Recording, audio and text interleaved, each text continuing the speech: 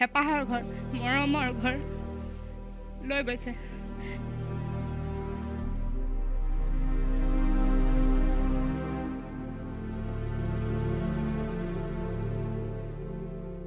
এসপ্তাহৰ মূৰত ঘৰলৈ আহিছোঁ। ঘৰখন দেখি ইমানে দুখ লাগিছে, কাকনো ক'ম, আমাৰ ল'ৰা এটাও নাই।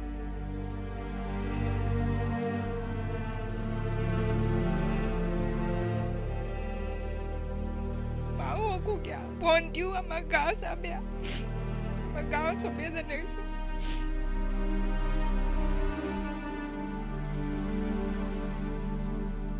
আমি বৰ্তমান এটা ঘৰৰ ভিতৰত আছোঁ।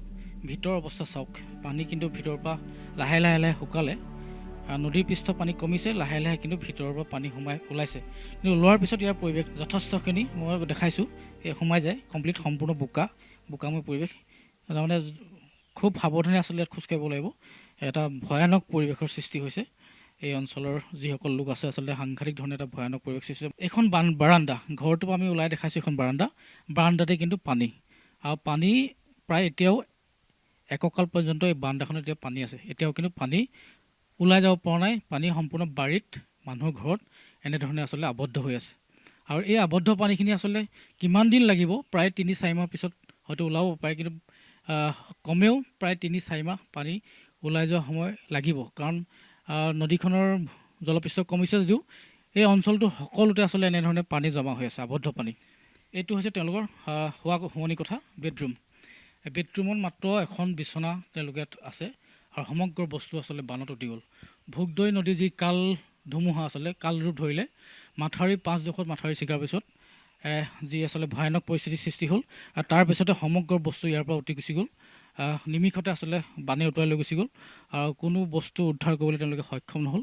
মই শূন্যৰ পৰা আৰম্ভ কৰিছিলোঁ, এতিয়া আকৌ শূন্য, চব লৈ গৈছে।